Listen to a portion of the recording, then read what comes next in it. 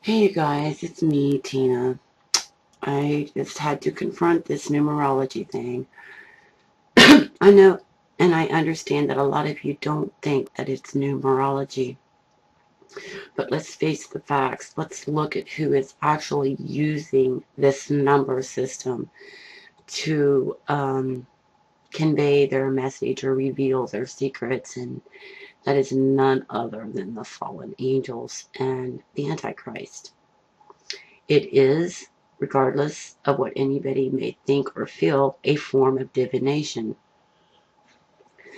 I think that you'll see where a lot of this comes from. It's like from the Chaldean, let me see here.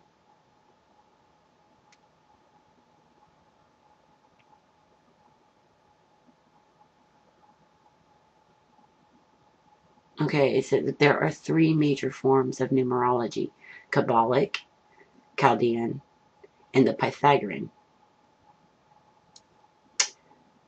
I don't think I have to remind people of the Anunnaki in the Book of Enoch when the fallen angels or the watchers imparted unto mankind things that were not of God, like the forging weapons and to wear makeup and all of that kind of thing. And I think that's really where all of this probably originated from.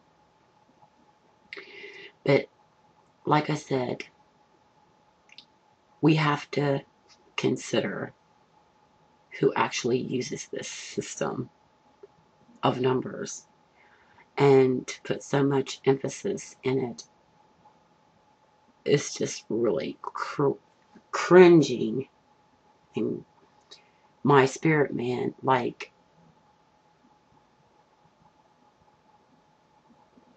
a lot of other things that are going on myself, when I listen to someone who is witnessing for Christ and then they start into this number thing, it totally ruins their witness for Christ. Because I have known from an early age, how could you not understand or know from reading of the scripture that this is not right? Um, should not a man seek unto his God for things? Um, but anyway, I'm going to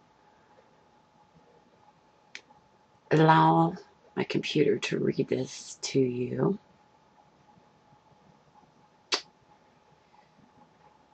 And hopefully you will hear the same things that I've heard.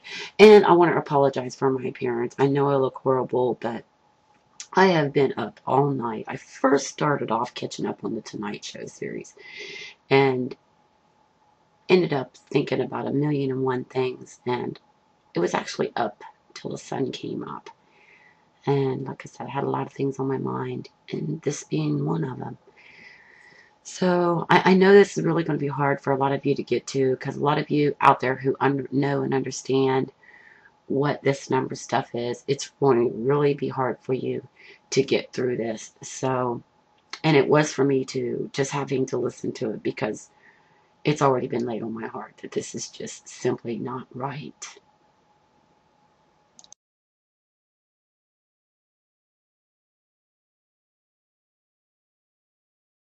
Types of numerology.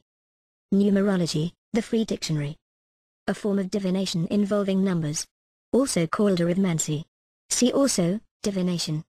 A system of occultism based upon numbers. Numerologist, N. Numerological, adjective. See also, numbers. There is no universal truth when it comes to figuring out your destiny, at least to the extent that there is one single perspective. There are multiple perspectives of numerology and astrology, and they are influenced by history and territory.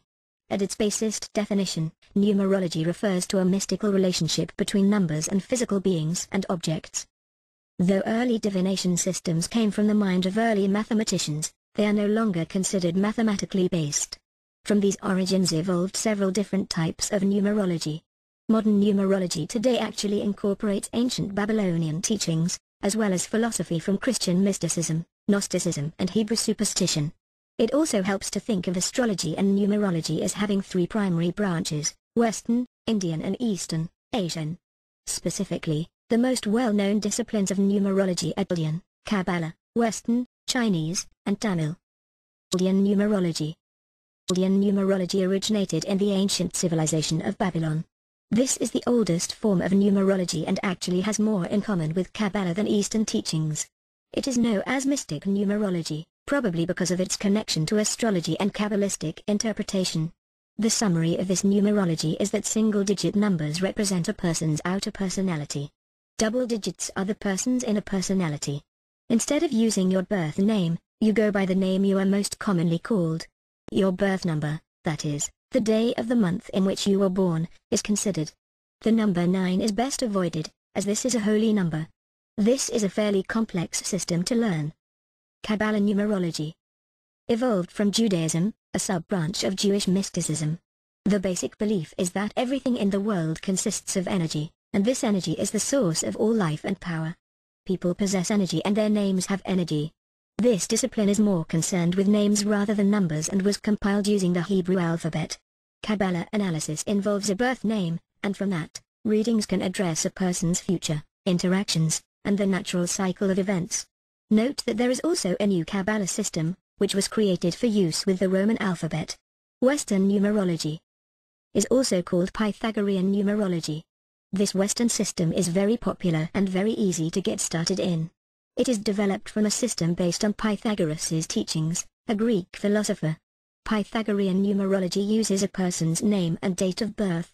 Numbers 1-9 are used for analysis, while numbers 11 and 22 are known as master vibrations and are not reduced. A person's name is converted into numbers, and from this data, a great deal can be gleaned regarding her potential and personality traits. Chinese numerology dates back to 4,000 years ago, and legend suggests it was started by Chinese Emperor Wu, who saw a tortoise shell with a grid of 9 squares. There are 3 systems to Chinese numerology: Western, traditional and Kai. This type involves a person's birth date and a grid of numbers called the Loshi grid. The numbers in the grid are arranged so that when they are added, diagonally, horizontally or vertically, they will equal 15. The number 15 is the range between the new moon day and a full moon day. With this grid, and a person can learn of their personal traits. Each number represents an individual trait. There is no O-value. Tamil, Indian numerology. Tamil refers to the Indian state of Tamil Nadu. Indian numerology teaches that every person has 3 numbers attached to him, her. First, there is the psychic number, which means the way one views himself, calculated using a birth date; the destiny number, which is how one is viewed by the world, calculated by adding the birth date together; and the name number, which reveals one's relationships with others, requires a math calculation, based on sound frequencies that relate to a particular number. Indian numerology also involves Vedic squares. Which disciplines should you choose? This is your decision, and it is not necessarily based on the territory in which you live. To fully understand how numerology can guide you, talk to a trusted numerology expert. You will be surprised at what you learn. Excerpted from the book Divination, Sacred Tools for Reading the Mind of God by Paul O'Brien. The art of numerology has existed since the ancient discovery of mathematics. To this day, most cultures attach special meaning to certain numbers and their position in a sequence. As we have just seen, the Chinese I Ching describes the differences between even, earthly, and odd, heavenly, numbers. Numerology has also been used to correlate the significance of numbers to an alphabet, giving each letter a numerical value. A well-known example is the Hebrew alphabet of 22 characters, the same as the number of trump cards in the tarot deck. Because of the applicability of numbers to alphabets, numerologists are able to use words or names, in addition to numbers, to reveal divinatory meaning. There are 3 major forms of numerology: Kabbalic, Indian and the Pythagorean. They can be used in any combination to produce a reading, but whatever system you prefer, I suggest using it consistently so as not to confuse yourself. The one you find that you are drawn to is good enough. Kabbalic numerology, which is often used to interpret names, originally derived from Hebrew mysticism, is an outgrowth of the Hebrew alphabet with its 22 vibrations. Later it was adapted for the Greek alphabet, then the Roman alphabet. 13th century Kabbalists believed that the Old Testament was written in a secret code inspired by God. They used numerology as a tool to decipher this code. It also happens that 22 base numerology adds a significant dimension to the interpretation of the 22 trump cards of the tarot deck. Chaldean numerology has closer ties to astrology, having originated in Mesopotamia, which was also the birthplace of Western astrology. It is also related to the Vedic system of India, as well as the Kabbalah. The basis of Chaldean numerology is that each letter has a unique vibration and is assigned a number from 1 to 8 based on its energetic quality. The number 9 is kept separate from the other numbers, except when it appears as a from the other numbers, except when it appears as a sum of vibrations, because it is considered the most sacred number. In Chaldean numerology, single digits reveal the outer nature of a person, while double digits describe inner qualities. The third and most popular form of numerology is the method developed by Pythagoras, the Greek mathematician and metaphysician of the 6th century BC. Pythagoras is famous for his formulation of the Pythagorean theorem, which calculates the hypotenuse of a right triangle, a basic construct of modern geometry. According to legend, Pythagoras was the founder of numerology and practiced it to divine the fates of individuals, predict the events of certain locations, and use name changing as a means to alter destiny. In the Pythagorean system, numbers were assigned to letters in the Greek alphabet based on their position in the sequence. Pythagorean numerology generally uses both the name and the date of birth, and then examines the relationships between them, much like the Chaldean method. The basic vibrations are 1 through 9, and the master vibrations are 11 and 22, which are never reduced to a single digit. In the 1800s, when scientific discoveries regarding magnetism, light, and electricity were progressing rapidly, the idea that energy patterns of vibrations corresponded to numbers became popular. Overall, the use of numerology for self-knowledge and divination has continued to blossom with undying popularity. Types of Greek numerology. Joel Galsmarki. Part of the Theology of Arithmetic website. This lecture was presented the 18th of November 2006 at the annual conference of the American Academy of Religion. For the last several years I have been researching ancient number symbolism, particularly in early Christianity. I am here today to present a small subset of that research, on Greek numerology, numerology here meaning specifically divination, not number symbolism. My talk has 2 parts. I will first present the different types of Greek numerology and summarize the contents of major texts that are not well known. Several of these texts have never, to my knowledge, been properly edited, translated, or analyzed, so my communication will be, I hope, a special chance for you to preview and comment on new research in ancient and Byzantine divination. In the second half I will offer some thoughts on what Greek numerology has to tell us about ancient divination in general. I classify Greek numerology in 5 types: lot divination, lucky numbers, Cephalic techniques, geomantic techniques, and miscellaneous. The first 2 types are well known, so I merely summarize them, without going into details about specific texts. 1. Lot divination, or cheiromancy, was one of the most widely practiced forms of prognostication in the ancient world. In those forms of lot divination using numbers, practitioners would have the inquirer throw dice or astragali, or pick a number at random from 1 to 10. The resultant numbers would be checked against a list of values or responses, either immediately or after further operations. This form of divination is so widespread and widely known that we can easily forget that it is, properly speaking, a form of numerology. The technology is simple and ubiquitous. You need only the ability to count, coupled with a device, such as dice, a fertile imagination, or something else that can generate an unpredictable number. Because such requirements are so simple, it is probably, along with the next type, the oldest form of numerology. 2. Lucky or auspicious numbers were used presumably as early as lot divination, or at least as early as humans learned to count and keep time. Certain months, days, or hours were noted for being lucky or unlucky. This practice developed, it seems, in 2 different but not exclusive ways. First, people began to observe occurrences in various cycles, then note which times were auspicious or not. Second, number symbolism and lore about lucky numbers, developed without regard to time, influenced such lists. Many of these lists relate to medical concerns. Will the patient recover? If so, when? When is a good day to bleed a patient? Other lists apply to business transactions. Some texts claim to list lit and unlit days. Others go by the name Solenodromion, a text sometimes ascribed to David and Solomon. A similar kind of list, ascribed to Esdras, ascribes to the days of the month various biblical characters, to elucidate the quality of the day. There are variations ascribed to medieval authors, such as the patriarch Nicephorus or the astrologer Melampus. The manuscript tradition is a sprawling morass. I have so far identified around 120 of these lists, and the number grows. The few of these that have been published contradict one another in identifying what day or hour is auspicious or not. We are not likely to have a clear view of this type of numerology for decades, until the manuscript tradition becomes more accessible. 3. Cephalic techniques, probably more familiar to you by the term gematria, were developed around the 2nd century CE.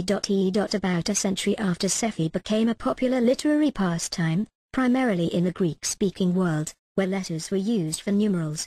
Because of the widespread use of alphabetic numerals, every word was potentially a number, and sometimes numerals could be words or acronyms. In Cephalic prognostication, names and terms were converted to numbers by adding the numerical value of their letters, and these sums were then analyzed to predict the future. The earliest attestations to Cephalic numerology come from 3rd century sources, the Christian apologist Hippolytus, who attributes a rather complex system seemingly to a 2nd century figure, Artemidorus, who uses an idiosyncratic system that did not widely influence the numerological tradition, and the magical Greek papyri from Leiden. Cephalic divination was very popular in the Byzantine era. I have identified 4 major texts and numerous minor ones. First is called Pythagoras Tetralogies, or the Little Pythagorean Plinth. This is what you might call combative Cephi. 2 names are taken, and a question is posed as to who will win in a fight or whether or not a marriage will be successful.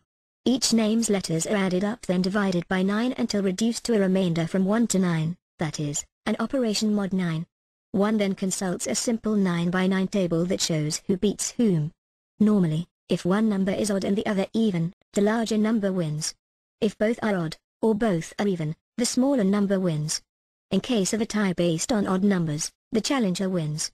For even-numbered ties, the challenger loses. Numerous variations of this technique and its application were developed.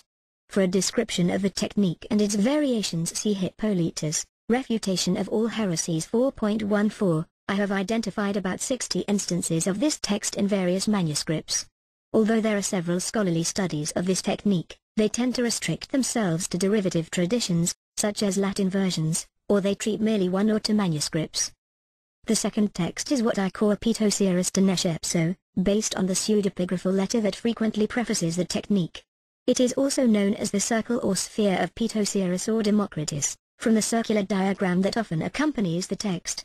Unlike the previous text, Pitosiris de Neshepso uses only one name, usually that of a sick person.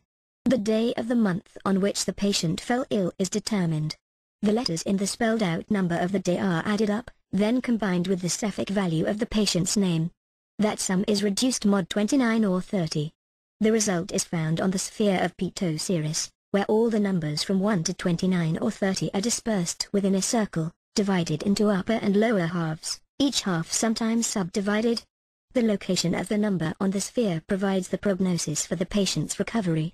Note, this technique builds upon the previous type of numerology, lucky or auspicious numbers, to determine whether the outcome will be good or not.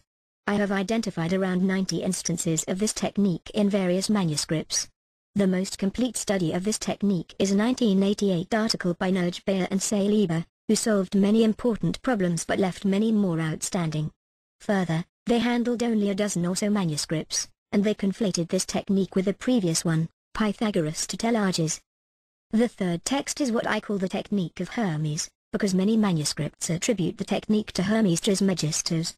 This technique is very similar to Pitosiris de Neshepso, but it employs conventions of the Egyptian calendar, and the resultant chart is based on predictable arithmetical patterns, not on the apparently random assignments of the numbers in the sphere of Pitosiris.